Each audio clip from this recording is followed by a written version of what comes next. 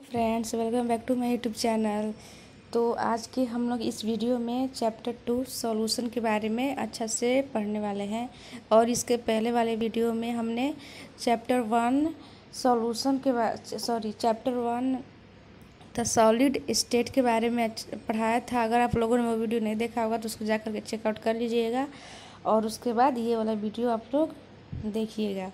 तो हम लोग इसमें लाइन बाय लाइन देखते हैं क्या क्या हम लोग को पढ़ना है। तो आप लोग देख सकते हैं, in normal life we rarely come across pure substances. हम लोग अपने नॉर्मल लाइफ में बहुत रेयर ही देखने को मिलता है कि हम लोग प्योर सब्सटेंसेस का यूज करते हैं, नहीं तो हर तरफ मिक्सचर का ही यूज है। Most of these are mixtures containing 2 or more pure substances. और उसमें से जो अधिक होते हैं उसमें मिक्सचर्स रहते हैं और उसमें 2 या 2 से अधिक सब्सटेंसेस के मिल करके बनाया जाता है। तो इसका सेंस ये हुआ कि मिक्सचर का डिफिनीशन अगर देना होगा तो इसका ये होता है कि अगर 2 या 2 से अधिक प्योर सब्सटेंसेस को मिक्स करके हम लोग एक सिंगल कंपाउंड बनाते हैं तो उस कंपाउंड को हम लोग क्या बोलेंगे, तो उस कंपाउंड को हम लोग मिक्सचर बोलेंगे। ठीक है। तो देयर यूटिलिटी और importance in life depend on their composition. और इसका यूज क्या हम लोग करेंगे और क्या इसका इम्पोर्टेंस है हमारे लाइफ में, इसके कंपोजिशन के अकॉर्डिंग हम लोग प्रीफर करते हैं। For example the properties of brass mixture of coppers and zinc. जैसे कि एग्जाम्पल में आप लोग देख सकते हैं कि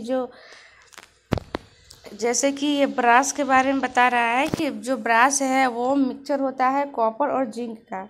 और उससे कुछ हटके अगर जर्मन सिल्वर का हम लोग बात करें तो ये कॉपर और जिंक का ही मिक्सचर ये भी रहता है, लेकिन उसके कुछ हटके होता है, कॉपर जिंक और निकेल का मिक्सचर रहता है। थोड़ा सा माइनर डिफरेंट देखने को यहाँ पे मिल रहा है। और ब्रोंज का देखें तो mixture of copper and teen, तो ब्रोंज में कॉपर और टीन को मिक्स करके बनाया जाता है। हम लोग मिक्सचर जो ये मेटल के बारे में आप लोग देख रहे हैं, तो मेटल को हम लोग ऐसे मिक्स करके क्यों बना रहे हैं, तो हम लोग इसको मिक्स करके इसलिए बनाते हैं कि ये अपने जो इसका जो प्राइमरी प्रॉपर्टीज होता है वो तो रहता ही है, उसके साथ साथ और न्यू प्रॉपर्टीज भी इसमें ऐड करने के लिए हम लोग मिक्सचर का मतलब मिक्स करके 2 या 3 मेटल को मिक्स करके इनमेंट को मिक्स करके हम लोग बनाते हैं। तो ये सब तो मेटल में हो गया, क्योंकि मेटल में ही देखने को मिलता है कि हम लोग जैसे हम लोग स्टील का जो बर्तन यूज करते हैं, जो स्टील का होता है ना, स्टेनलेस स्टील का, तो ये मिक्सचर से ही बनाया गया है। इसमें ना 2-3 एलिमेंट्स को मिक्स करके बनाया गया है ताकि ये हार्ड हो और ये मतलब लॉन्ग लास्टिंग हो। अपने प्रॉपर्टी को ये लूज कर देता है और फिर नया नया प्रॉपर्टी को गेन कर लेता है। तो मेटल एकदम हार्ड हो जाता है और लाइट वेट हो जाता है और ड्यूरेबल होता है और ज़्यादा लॉन्ग लास्टिंग रहता है। तो कुछ प्रॉपर्टीज़ को हम लोग बढ़ाने के लिए मेटल को मिक्स करते हैं। तो जैसे आप लोग देख सकते हैं कि जो हमारे जो दांत होते हैं वो जो दांत में जब कीड़े लग जाते हैं तो हमारे के दांत को धीरे धीरे वो ख़त्म कर देते हैं। तो इसके लिए टूथपेस्ट बनाया गया है, तो उस टूथपेस्ट में है जो बेस डालकर बनाया जाता है वो भी मिक्स करके ही बनाया गया है। तो हम लोग इस यूनिट में लिक्विड सॉल्यूशन के बारे में आज पढ़ेंगे। उस सॉल्यूशन करने का मतलब कि लिक्विड फॉर्म में ही सॉल्यूशन रहेगा। There will be followed by studying properties of the solution. तो हम लोग सॉल्यूशन का प्रॉपर्टीज देखेंगे, वेपर, प्रेशर, कोलिगेटिव प्रॉपर्टीज, ये सब के बारे में हम लोग इस वीडियो में देखने वाले हैं। तो चलिए स्टार्ट करते हैं। तो हम लोग इस वीडियो में सबसे पहले देखेंगे टाइप्स ऑफ सॉल्यूशन। सॉल्यूशन का कितने टाइप होते हैं। तो solutions are homogeneous mixtures of 2 or more than 2 components. जो सॉल्यूशंस होते हैं वो 2 या 2 से अधिक कंपोनेंट के मिक्सचर से बने होते हैं। कहने का मतलब कि तो होमोजेनियस मिक्सचर हम लोग किसे कहेंगे, तो होमोजेनियस मिक्सचर कहने का मतलब होता है कि 2 या 2 से अधिक कंपाउंड से जो बने होते हैं उसे हम लोग होमोजेनियस मिक्सचर कहते हैं। By homogeneous mixture we mean that its composition and properties are uniform throughout the mixture. और होमोजीनियस कहने का मतलब कि जो इसका कंपोजिशन होगा, जो कंपोनेंट होगा, इसका जो प्रॉपर्टीज होगा वो बिल्कुल ही यूनिफॉर्म रहेगा मिक्सचर में। Generally the component that is present in the largest quantity is known as solvent. और मिक्सचर में दो टाइप ऑफ क्वांटिटी होते हैं, एक सॉल्वेंट और दूसरा सॉल्यूट्स। तो सॉल्वेंट जो लार्जेस्ट क्वांटिटी होता है वो सॉल्वेंट होता है और जो स्मॉलेस्ट क्वांटिटी होता है वो सॉल्यूट होता है। तो होमोजेनियस मिक्सचर कहने का मतलब कि उसमें जो इसका कॉम्पोजिशन होगा, जो जिसका कॉम्पोजिशन होगा वो टू टाइप्स का होगा, पहला सॉल्वेंट और दूसरा सॉल्यूट। और उसमें जो ज़्यादा मात्रा में कहने का मतलब कि जिसका क्वांटिटी ज़्यादा होगा, ज़्यादा मात्रा में होगा, उसे हम लोग सॉल्वेंट बोलेंगे, और जिसका क्वांटिटी कम होगा उसे हम लोग सॉल्यूट बोलेंगे। और होमोजेनियस मिक्सचर का जो कंपोनेंट होते हैं वो कम्प्लीटली वाटर में या मतलब किसी भी अपने कंपोजिशन में वो अच्छा से डिजोल्व कर जाते हैं, कम्प्लीटली डिजोल्व हो जाते हैं। तो in this unit we shall consider only binary solution. तो इसमें हम लोग ओनली बाइनरी सॉल्यूशन को ही पढ़ेंगे। तो जैसे टू कंपाउंड को कंसिडर करेंगे, हियर ईच कंपोनेंट्स में B solid, liquid or gas state. तो इसका देख सकते हैं टाइप्स ऑफ सॉल्यूशन का 3 टाइप होता है, गैसियस सॉल्यूशंस, लिक्विड सॉल्यूशन और सॉलिड सॉल्यूशन। तो गैसियस सॉल्यूशन हम लोग किसे कहेंगे, तो जिसका सॉल्वेंट ओनली गैस होगा उसे हम लोग गैसियस सॉल्यूशन कहेंगे। और इसका एग्जांपल होगा mixture of oxygen, nitrogen gas, chlorofluoro mix with nitrogen gas, camphor ई नाइट्रोजन गैस। और जो गैसियस सॉल्यूशन होगा इसका सॉल्यूट कुछ भी हो सकता है, सॉलिड, लिक्विड, गैस में से तीनों में से ये कुछ भी हो सकता है, लेकिन जो इसका सॉल्वेंट होगा वो ओनली गैस ही होगा। तो इस टाइप के सॉल्यूशन को हम लोग बोलेंगे गैसियस सॉल्यूशन। और लिक्विड सॉल्यूशन का सॉल्यूट कुछ भी हो सकता है, जैसे कि गैस, लिक्विड और सॉलिड तीनों में से कोई एक हो सकता है, लेकिन जो इसका सॉल्वेंट होगा वो ओनली लिक्विड होगा। तो इस टाइप के सॉल्यूशन को हम लोग बोलेंगे लिक्विड सॉल्यूशन। इसका एग्जांपल है oxygen dissolve in water, ethanol dissolve in water, glucose dissolve in water. ये सब एग्जांपल है लिक्विड सॉल्यूशन का। अब हम लोग देखेंगे सॉलिड सॉल्यूशन का। तो सॉलिड सॉल्यूशन का भी सॉल्यूट पार्टिकल कुछ भी हो सकता है, गैस, लिक्विड और सॉलिड तीनों में से कोई एक हो सकता है, लेकिन जो इसका सॉल्वेंट पार्टिकल्स होगा वो ओनली सॉलिड होगा। इसका एग्जांपल है solution of hydrogen in palladium, अमालगम of mercury with sodium, copper dissolve in gold. ये सब इसका एग्जांपल है किसका, सॉलिड सॉल्यूशन का। नेक्स्ट हम देखेंगे expressing concentration of solution. Expressing concentration of solution किसे कहते हैं,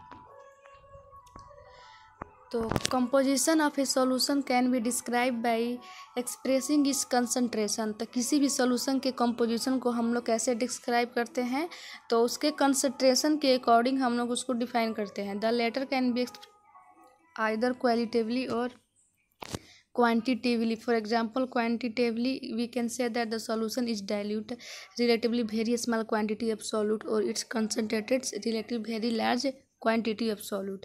तो हम लोग कैसे समझेंगे कि कोई भी सॉल्यूशन को हम लोग इस टाइप से कंसिडर करना है, हम लोग कैसे इस सब के बारे में जानेंगे। तो जो आप लोग देखेंगे कि कोई सॉल्यूशन होता है उसका कोई ज़्यादा डाइल्यूट हो जाता है। डाइल्यूट कहने का मतलब कि हम लोग उसको डाइल्यूट बना देते हैं, कोई को वीक सॉल्यूशन बनाया जाता है। जैसे कि HCl एक स्ट्रॉन्ग HCl होता है और एक डाइल्यूट HCl होता है। तो डाइल्यूट HCl में क्या होता है कि जो वाटर का क्वांटिटी होता है वो ज़्यादा मात्रा में रहता है, और वहीं स्ट्रॉन्ग HCl में क्या हो जाएगा कि जो वाटर का क्वांटिटी होगा वो कम मात्रा में होगा। दोनों सॉल्यूशन ही रहेगा, दोनों में HCl का सॉल्यूट पार्टिकल HCl ही होगा, लेकिन उसके क्वांटिटी को थोड़ा हम लोग अपने अकॉर्डिंग मिनिमाइज या मैक्सिमाइज कर देते हैं। तो इस टाइप के सॉल्यूशन को हम लोग ऐसे इसको डिस्क्राइब कर सकते हैं। There are several way by we can describe the concentration of a solution. तो फर्स्ट ऑफ ऑल हम लोग देखेंगे मास परसेंटेज से भी हम लोग इसको डिफाइन करेंगे। तो मास परसेंटेज से हम लोग कैसे इसे डिफाइन करेंगे, तो the mass percentage of a component of a solution is defined as mass percentage of component. तो मास परसेंटेज क्या होता है सॉल्यूशन का, तो इसका ये फार्मूला है, ये याद किया जाता है क्योंकि एग्जाम में आता ही है, और कहीं भी मतलब केमिस्ट्री का ये सब मूल रूट होता है जिसको समझना भी चाहिए और हमेशा याद भी रखना चाहिए। तो मास परसेंटेज का फॉर्मूला होता है मास of the component in the solution by total mass of the solution into 100। तो कैसे निकलेगा, जो मास of the component in the solution, solution में जितने भी कंपोनेंट है उसका टोटल मास, और डिवाइड करेंगे हम लोग total mass of the solution, और total mass of the solution नीचे में हो जाएगा, फिर 100 से मल्टीप्लाई कर देंगे, और मास of the component in solution मतलब जिसका फाइंड करना रहेगा ना तो उसका मास निकालेंगे। मतलब कहने का मतलब जो सॉल्यूशन में 2 ही कंपोनेंट है, या तो सॉल्यूट या तो सॉल्वेंट होता है, तो मास ऑफ द कंपोनेंट अगर पूछेगा कि इसका मास निकालना है तो उसको हम लोग लेट कर लेंगे, या अगर वो दिया होगा तो हम लोग दूसरे को जो दिया है जो निकालना है उसको लेट करके हम लोग बना लेंगे। और कंपोनेंट करने का मतलब या तो सॉल्यूट का मास या तो सॉल्वेंट का मास, ठीक है।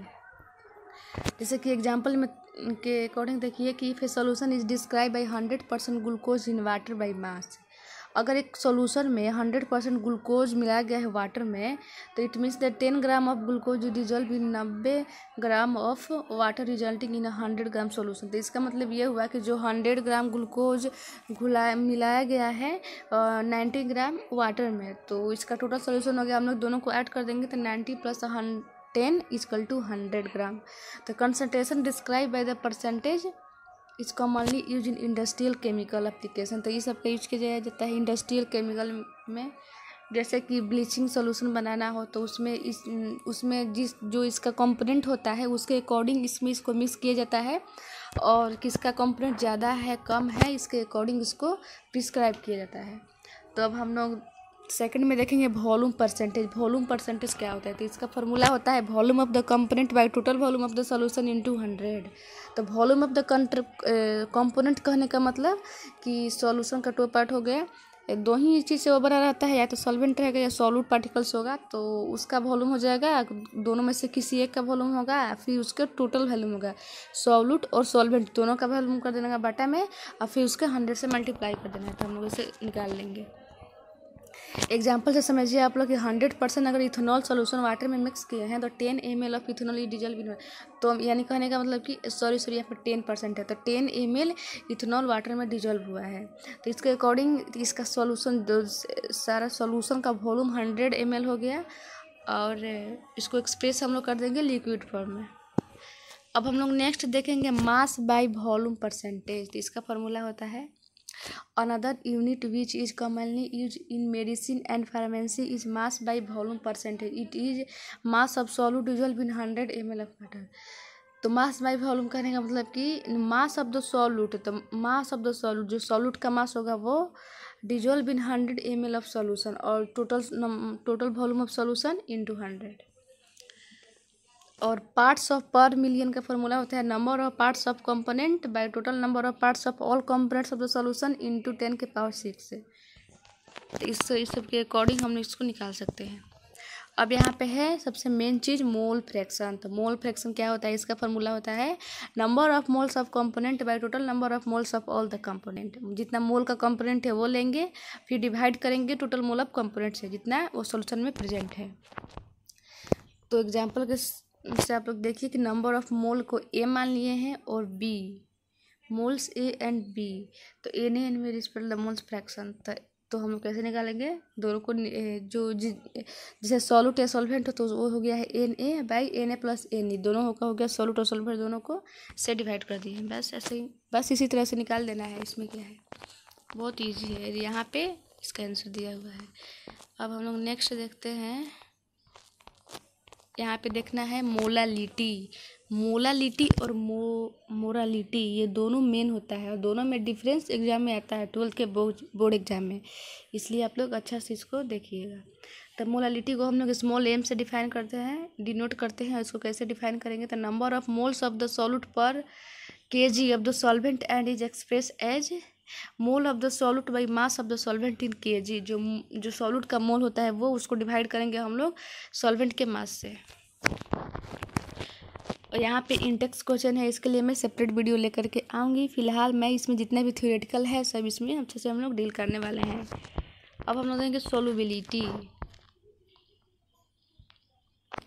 Solubility of a substance is its maximum amount that can be dissolved in a specified amount of solvent।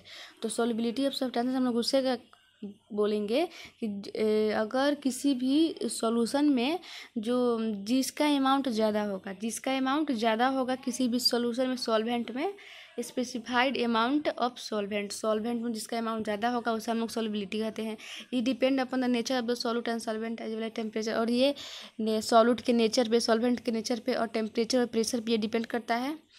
Latus consider effect of this factors as a solution is solid, liquid or gas. अब हम लोग देखेंगे कि कौन सा solution solid है कि liquid है कि गैस है।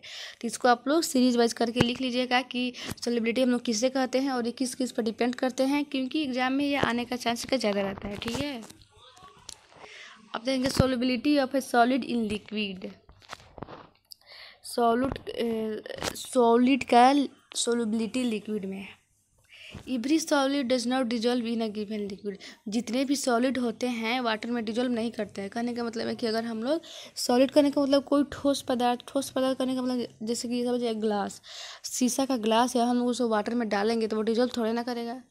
तो बस यही बात है। तो while sodium chloride and sugar dissolve readily in water, जैसे कि हम लोग पिछले क्लास से पढ़ते ही आ रहे हैं, बचपन से ही पढ़ते आ रहे हैं कि जो नमक होता है और चीनी होता है वो वाटर में आसानी से डिजॉल्व कर जाता है। नेप्थलीन एंड एंथ्रेंस डू नॉट, और जो नेप्थलीन होते हैं जो गोली होते हैं ना, वो नेप्थलीन जो नहीं रहता है, नेप्थलीन का जो गोली वाइट होता है वो तो डिजॉल्व नहीं करते हैं। On other hand naphthalene and anthracene dissolve readily in benzene, ये बेंजीन में डिजॉल्व करते हैं naphthalene. But sodium chloride and sugar do not, लेकिन सोडियम क्लोराइड और शुगर बेंजीन में डिजॉल्व नहीं करते हैं। It is observe that polar solid dissolve in polar substances and non polar solid is non polar substances. तो इससे ये पता चलता है कि जो पोलर सॉल्यूट होते हैं वो पोलर सॉल्वेंट के साथ डिजॉल्व हो जाते हैं, और जो नॉन पोलर सॉल्यूट होते हैं वो नॉन पोलर सॉल्वेंट में ही डिजॉल्व होते हैं। In general solute dissolve in a solvent, अगर हम लोग देखें कि अगर सॉल्यूट सॉल्वेंट में डिजॉल्व करता है तो if the intermolecular interaction are similar in the two, और वी में से द लाइक डिजॉल्व्स लाइक। तो अगर कोई सॉल्यूट सॉल्वेंट में डिजॉल्व करता है तो जो इसका इंटरमोलिकुलर इंटरेक्शन होता है वह सिमिलर रहना चाहिए दोनों का। कहने का मतलब कि लाइक रहना चाहिए। अगर सॉल्यूट का इंटरमोलिकुलर इंटरेक्शन सेम है तो सॉल्वेंट का भी सेम ही रहना चाहिए। ठीक है। When a solid is added to the solvent, जब solid को solvent में ऐड करते हैं तो some solute dissolve and its concentration increases in solution। तो कुछ solute के जो solute का dissolve हो जाते हैं और उसका solution का concentration increase हो जाता है। This process is known as dissolution, और इस process को हम लोग dissolution कहते हैं। Some solute particle in solution collides with the solid, और कुछ solute particle जो होते हैं solution में वो solute के साथ collide होने लगते हैं and get separated out of solution, और इसके वजह से वो लोग सॉल्यूशन से बाहर आ जाते हैं। This process is known as crystallization, तो इस प्रोसेस को हम लोग क्रिस्टलाइजेशन कहते हैं। A stage is reached when two process occur at the same rate, एक ऐसा स्थिति आता है कि दोनों एक ही रेट पर आ जाते हैं। Under such condition number of solid particle going into solution, और इसमें जो सॉलिड पार्टिकल होता है वो सॉल्यूशन में चला जाता है, और solid particle separating out by settlement solute plus solvent is equal to solution बनता है। सॉल्यूशन का दो कंपोनेंट से बनता है, सॉल्यूट और सॉल्वेंट। तो सॉल्वेंट हम लोग किसे कहेंगे? सॉल्वेंट हम लोग उसे कहेंगे जिसका, तो at this stage the concentration of solute in solution will remain constant under the given condition. तो इस स्टेज में जो सॉल्यूशन का कंसंट्रेशन होता है सॉल्यूट पार्टिकल्स का वो कांस्टेंट रहता है पूरे सॉल्यूशन में। टेम्परेचर एंड प्रेशर, और टेम्परेचर और प्रेशर के ये दो कंडीशन रहते हैं। Similar process is followed when gases are dissolve in liquid solvent, तो इसी प्रकार से यही स्टेप फॉलोड होते हैं जब गैस पार्टिकल्स कोई लिक्विड सॉल्वेंट में डिजॉल्व होता है। तो such in a solution in which no more solute can be dissolved at the same temperature and pressure is called a saturated solution। तो saturated solution हम लोग किसे कहेंगे? तो saturated solution कहने का मतलब कि किसी भी सॉल्यूशन में अगर कोई भी सॉल्यूट पार्टिकल से डिजॉल्व नहीं किया है, कोई भी सॉल्यूट पार्टिकल डिजॉल्व नहीं किया है, जो टेम्परेचर और प्रेशर दिया गया है उस पर अगर डिजॉल्व नहीं किया है तो इस टाइप के सॉल्यूशन को हम लोग क्या बोलेंगे? तो सैचुरेटेड सॉल्यूशन बोलेंगे। फिर से देखिए कि अगर कोई गिवन सॉल्यूशन है उसमें no more solute can be dissolve, और मतलब जितने अधिक सॉल्यूट पार्टिकल डिजॉल्व नहीं कर सकते हैं अपने लेवल के अकॉर्डिंग, अगर ज़्यादा दे दिया गया है सॉलिड पार्टिकल तो वो डिजॉल्व नहीं कर सकते हैं, तो इस टाइप के सॉल्यूशन को हम लोग सैचुरेटेड सॉल्यूशन कहते हैं। And unsaturated solution is one in which more solute can be dissolve eight the same temperature, और ठीक इसका अपोजिट होता है अनसैचुरेटेड सॉल्यूशन। तो अनसैचुरेटेड सॉल्यूशन में क्या होता है कि हम लोग कितनों भी सॉल्यूट पार्टिकल को डिजॉल्व कर सकते हैं। The solution which is dynamic equilibrium with undissolved solute in the unsaturated and contain the maximum amount of the solid dissolved in the given amount of solvent। तो जो सॉल्यूशन होते हैं dynamic equilibrium कब होते हैं? तो जो उनका सॉल्यूट पार्टिकल जब अनडिजॉल्व हो जाते हैं सैचुरेटेड सॉल्यूशन में, तो वहाँ पे सॉल्यूट मैक्सिमम अमाउंट में डिजॉल्व रहते हैं। The concentration solute in the such solubility, तो सोल्युबिलिटी जो सोल्यूट का जो कंसंट्रेशन होगा ये किसी भी सोल्यूशन में इसको सोल्युबिलिटी कहा जाएगा। Earlier we have observe the solubility of one substances into the another substances and the nature of the substances. तो पिछले हम लोगों ने देखा कि जो सोल्युबिलिटी होता है किसी एक सब्सटेंसेस पर डिपेंड करता है, उसके नेचर पर डिपेंड करता है। In addition of this variable to other parameters temperature pressure also control this phenomena. तो और जो दो एक और कारण होते हैं, दो कारण होते हैं, टेम्परेचर और प्रेशर भी इसको कंट्रोल करते हैं। इफेक्ट ऑफ टेम्परेचर का क्या इस पर इफेक्ट पड़ता है? The solubility of a solid in a liquid significantly affected by the temperature change. Consider the equilibrium represented by the, तो ले चैटेलियस प्रिंसिपल के अकॉर्डिंग कहा जाता है कि जो लिक्विड का सोल्युबिलिटी होते हैं वो टेम्परेचर से भी अफेक्ट होते हैं। तो कहने का मतलब कि इसका जब सोल्युबिलिटी इंक्रीज करेगा तो इसका टेम्परेचर हाई हो जाएगा, जैसे कि एक्सोथर्मिक। अगर टेम्परेचर हाई है तो इसका सोल्युबिलिटी भी हाई होगा, यानी कि ये डायरेक्टली प्रोपोर्शनल है। Temperature should increase with rise in temperature at the solubility should decrease, the solubility should increase with rise in temperature. जैसे टेम्परेचर बढ़ेगा वैसे सोल्युबिलिटी इसका घटेगा, और जैसे इसका टेम्परेचर कम होगा सोल्युबिलिटी इसका भी कम होगा। अब effect of pressure, pressure does not have any significant effect of solubility of solid in liquid. Pressure का इसमें कोई सिग्निफिकेंट रोल नहीं है। It is so because solid and liquids are highly incompressible and practically remain unaffected by change in pressure. ऐसा इसलिए कि जो solid होते हैं इसको प्रेशर से कोई लेना देना नहीं होता है। प्रेशर अप्लाइड हम लोग किस पे करते हैं? जो सॉलिड पार्टिकल्स होते हैं उस पर करते हैं। तो ये प्रेशर से बिल्कुल इसको लेना देना नहीं है, ये प्रेशर से फ्री रहता है। Many gases dissolve in water, बहुत सारे गैस वाटर में डिजोल्व कर जाते हैं। और oxygen dissolve only in small extent in water, लेकिन ऑक्सीजन जो होते हैं वो बिल्कुल स्मॉल क्वांटिटी ऑफ वाटर में भी डिजोल्व कर जाते हैं। In this dissolve oxygen which sustain all quantity life. और जो यही कारण है कि जो वाटर में रहने वाले एनिमल्स होते हैं वो कैसे सांस लेते हैं, तो वाटर में ही क्या होता है कि ऑक्सीजन डिजोल्व हो जाता है और वो उसी प्रकार से अपने सांस लेकर के अपने लाइफ को वो फॉलो करते हैं। On other hand hydrogen chloride HCl is highly soluble in water, तो HCl वाटर में ज़्यादा सोलूबल हो जाता है। Solubility of gas in liquid is greatly affected by pressure, और जो गैस इन लिक्विड का जो सोलिबिलिटी होता है वो प्रेशर और टेम्परेचर से बहुत इफेक्ट पड़ता है। तो हम लोग ये ना solubility of gas in liquid इसके नेक्स्ट वीडियो में पढ़ने वाले हैं। फिलहाल तो मैं यहीं पर स्टॉप कर रही हूँ क्योंकि वीडियो बहुत ज़्यादा लंबा हो जा रहा है, इसी के वजह से इसके